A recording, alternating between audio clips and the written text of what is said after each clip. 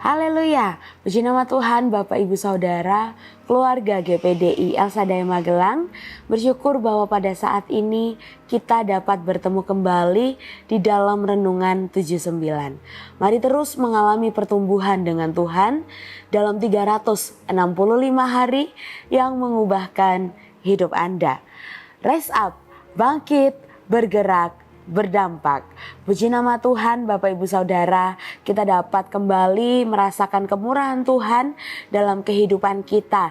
Dan kita akan kembali bersama-sama merenungkan kebenaran firman Tuhan yang pada saat ini terdapat di dalam Keluaran pasalnya yang keempat, di ayatnya yang ke-10.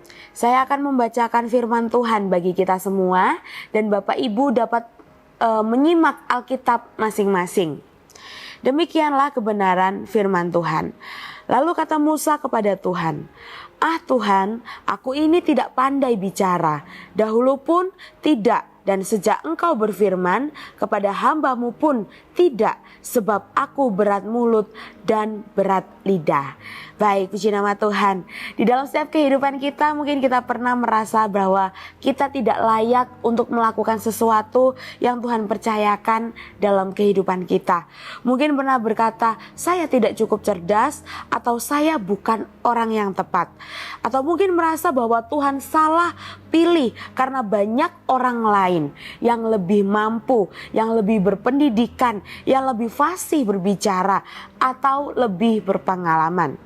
Bahkan Musa, seorang tokoh besar di dalam Alkitab yang dikenal sebagai pemimpin besar umat Israel, bagaimana pernah mengalami hal yang sama ketika di Keluaran pasal yang keempat ini ada satu peristiwa pergumulan besar seorang Musa saat Musa dipanggil Tuhan untuk menyelesaikan misi, untuk melakukan misi yang besar, yaitu membebaskan bangsa Israel dari perbudakan di Mesir. Namun Musa tidak langsung berkata ya, bahkan Musa memberikan banyak sekali alasan bagaimana Tuhan memanggil dirinya dalam pelayanannya.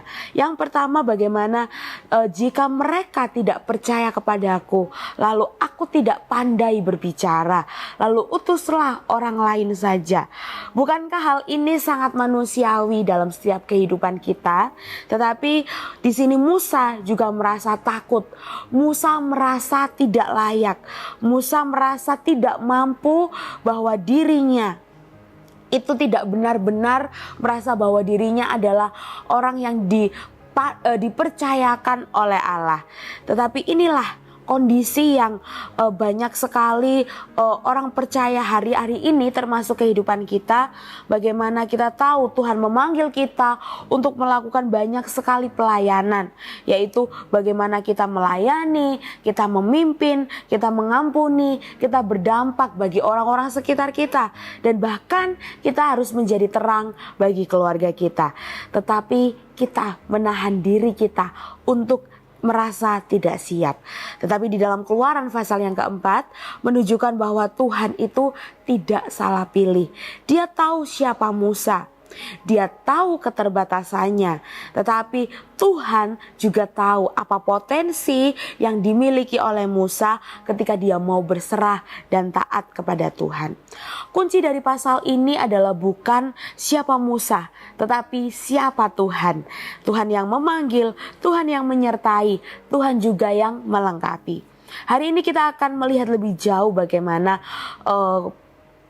persiapan-persiapan yang harus Musa lakukan, dan juga meskipun ketakutan-ketakutan yang dialami oleh Musa itu membuat Musa tidak maju, tetapi Tuhan memperlengkapi Musa untuk menjadi pribadi yang kuat, menjadi pribadi yang siap dibentuk untuk melakukan setiap pelayanan-pelayanan yang Tuhan percayakan. Yang pertama, Tuhan tidak salah pilih. Di dalam Keluaran pasal yang keempat, di ayat yang ke-1 sampai yang ke-5, bagaimana Musa meragukan apakah orang Israel percaya kepadanya, dan ia berkata, bagaimana jika mereka tidak percaya kepadaku? Musa fokus kepada respon orang lain, bukan perintah Tuhan. Dia lupa bahwa setiap keberhasilannya itu tidak bergantung pada penerimaan manusia, tetapi pada otoritas Tuhan yang menyertai kehidupannya. Kita juga mungkin sering takut dalam mengambil langkah, dalam mengambil keputusan karena kita takut ditolak, tetapi Tuhan menyuruh kita untuk tetap percaya, bukan pada kekuatan kita atau penerimaan kepada manusia, tetapi kepada kuasanya, ya, bahwa otoritas Tuhan itulah yang memegang kendali dalam setiap kehidupan kita. Di dalam 1 Tesalonika pasal yang kelima, di ayat yang ke-24, di sana dikatakan, Ia yang memanggil kamu adalah setia, Ia juga akan menggenapinya. Lalu yang kedua adalah Tuhan memberikan kepercayaan. Di dalam Keluaran pasal yang keempat, di ayat yang kedua sampai yang kelima, ketika Tuhan bertanya kepada Musa, apakah yang ada di tanganmu itu? Lalu Musa menjawab, tongkat. Tongkat adalah alat sederhana, tetapi ketika diserahkan kepada Tuhan, itu menjadi alat yang penuh dengan mujizat. Tuhan tidak menuntut kita dengan kita menuntut yang tidak kita punya. Dia memberkati apa yang ada di tangan kita jika kita mau menyerahkan kepada Tuhan. Apa yang kita miliki akhir-akhir ini, baik itu talenta, baik itu waktu kita, baik itu pengalaman-pengalaman kita, Tuhan bisa pakai secara luar biasa jika kita mau menyerahkannya kepada Tuhan. Jangan remehkan hal-hal kecil di tangan kita, karena hal yang kecil pun dapat Tuhan pakai secara luar biasa untuk hormat kemuliaan nama Tuhan.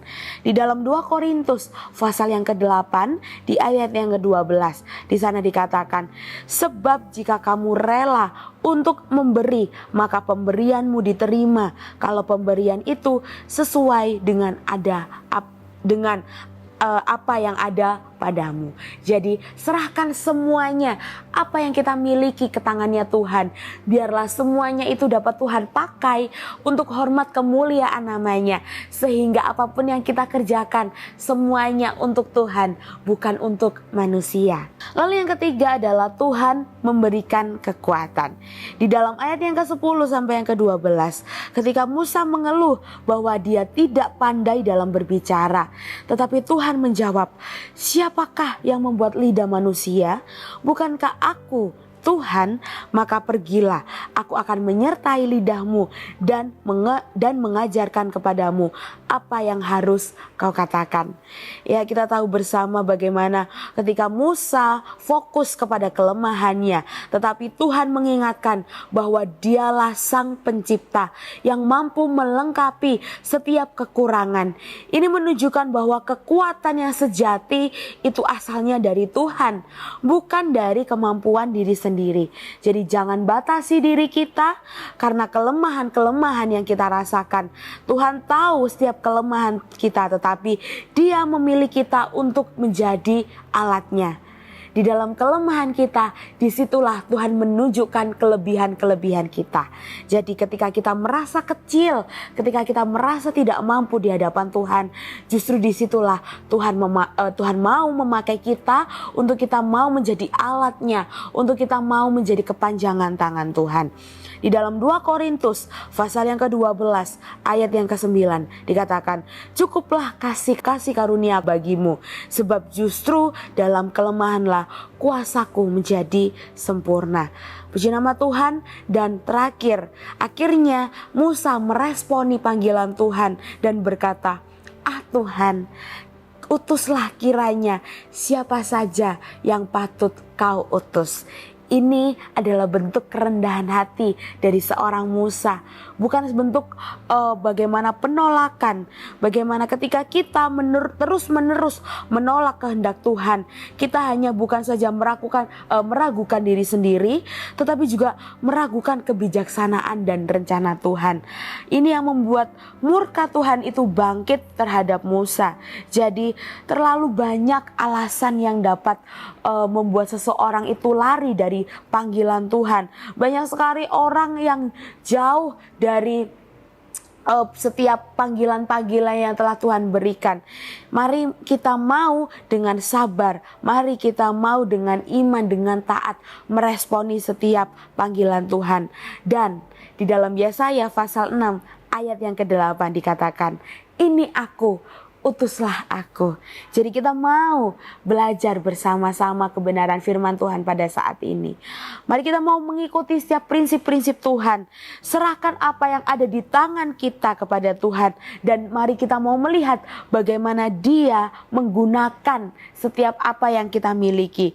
Jangan biarkan kelemahan menjadi alasan untuk kita tidak mau melayani, melainkan kita mau belajar taat, setia, meski kita tidak mengerti setiap rencana Tuhan. Tuhan tahu siapa kita, apa keterbatasan kita, dan Dia tetap memanggil kita. Di dalam Keluaran pasal yang keempat, ini adalah bentuk gambaran bagaimana anugerah Tuhan terus menyertai kehidupan kita. Dan sampai pada akhirnya Musa, pribadi yang takut akan Tuhan, dia mau hidup di bawah otoritas Tuhan, dia mau hidup taat setia di hadapan Tuhan, sehingga dia dapat menjadi seorang pemimpin yang dipakai Tuhan secara luar biasa untuk membawa bangsa Israel keluar dari tanah Mesir. Puji nama Tuhan Bapak Ibu Saudara. Terima kasih telah mengikuti Renungan 79. Kiranya dapat menjadi berkat bagi kita semua. Dan bagi Bapak Ibu Saudara yang ingin didoakan untuk pokok doa tertentu, atau mungkin menceritakan kesaksian, baik itu mujizat kesembuhan atau pemulihan masalah keluarga, dapat disalurkan melalui chat WhatsApp di nomor 0813 2742 0088. Puji nama Tuhan, kita akan mengakhiri renungan pada saat ini dengan bersatu di dalam doa. Terima kasih Bapa yang baik atas kasih setiamu dalam kehidupan kami. Terima kasih atas firman-Mu yang kembali meneguhkan kami Tuhan. Untuk kami mau terus belajar seperti Musa. Mungkin kami takut, kami ragu atas setiap panggilan Tuhan dalam kehidupan kami. Tetapi kami mau menyerahkan setiap kehidupan kami sepenuhnya di dalam tangan-Mu. Biarlah terus Tuhan yang menjadi otoritas dalam kehidupan kami. Karena kami yakin dan percaya ketika Engkau yang mengutus kehidupan kami, Engkau yang akan mengurus semuanya di dalam setiap kehidupan kami. Terus Tuhan yang memegang kendali dalam kehidupan kami, sehingga apapun yang kami kerjakan, semuanya hanya untuk hormat kemuliaan nama Tuhan. Bagi Engkau yang mengasihi keluarga GPDI El Shaddai Magelang, dan yang telah melepaskan keluarga GPDI El Shaddai Magelang dari dosa oleh darah-Mu, dan yang telah membuat keluarga GPDI El Shaddai Magelang menjadi suatu kerajaan, menjadi imam-imam bagi Allah Bapa, bagi Engkaulah kemuliaan dan kuasa sampai selama-lamanya. Terima kasih Bapa yang baik, kami sungguh bersyukur kepadamu, menyerahkan semuanya hanya di dalam tangan-Mu, yaitu di dalam nama Tuhan Yesus Kristus. Kami telah berdoa dan mengucap syukur. Haleluya. Amin.